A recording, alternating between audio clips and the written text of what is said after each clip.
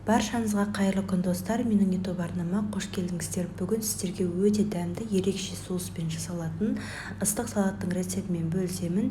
Міндетті түрде видеоның соңына дейін қарап, менің YouTube арнама тіркеліп қоюды ұмытпаңыздар. Бізге қажетті заттар: баклажан, қызанақ, кинза, укроп, чим-чимнің осындай кисло-сладкий соусы, творожный сыр, соя. Одан кейін алдын ала тұзды суларыңызды дайындап қоясыздар. Ең алдымен баклажанымызды дәл видеодағыдай 4 бүріш етіп турап шығамыз. Қатты ірі немесе қатты майда қылып қоймаймыз, орташа етіп турайсыздар. Осы туралған баклажандарыңызды алдын ала дайындап қойған тұзды суларға 15-20 минутқа салып қоясыздар. Сонда баклажанның құрамындағы ащы дәмі кететін болады. Біраз уақыт тұрғаннан кейін осы судан сүзіп алып, баклажандарыңызды міндетті түрде құрғатып аламыз. Құрғат болғаннан кейін үстіне жүгері крахмалы, яғни кукурузный крахмалды сүйіп, жақсылап араластырамыз.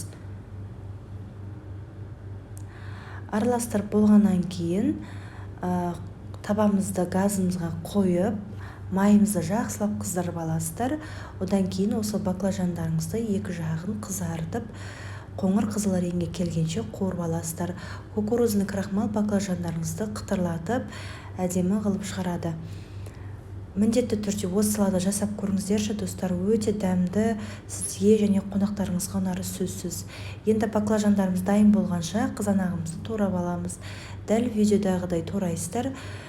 Бұл қызанақты да қатты ірі қылмай 4 бүріш етіп турап аламыз.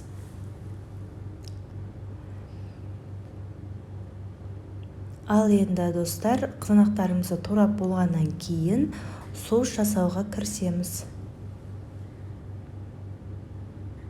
Ең алдымен соусымызға укропты майдалап турап аламыз.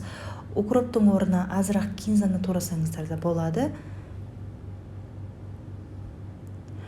Турап аласыздар да осылай чим-чимнің кисло-сладкий соусынан 2 ас қасық қосамыз. Одан кейін сояны да 1 ас қасық қосамыз, және де баклажан қуырылып атқан майдан 1 ас қасық қосамыз, немесе оливковый масло қосып жақсылап араластырсаңыздар болады. Мінекей баклажанымыз дайын болды. Кинзаны майдалап турамай, дәл осылай жапырақтарын үзіп саламыз, немесе осының орнына салатный листья қолдансаңыздар да өте керемет шығады.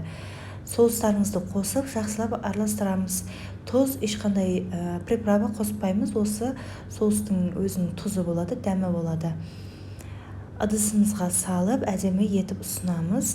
Ол үшін осындай творожный сырды азырақ қасықпен алып, дәл видеодағыдай беттеріне қойып шығамыз. Одан кейін салаттың реңін келтіру үшін аздап бетіне кинза күнжутты сепсеңіздер болады. Мінекей достар, салатымыз дайын болды. Міндетті түрде жасап көріңіздер. Видео ұнаған болса, лайк басып, комментарий қалдыруды ұмытпаңыздар. Назар қойып тыңдағандарыңызға, барлықтарыңызға рахмет. Баршаңызға ас болсын.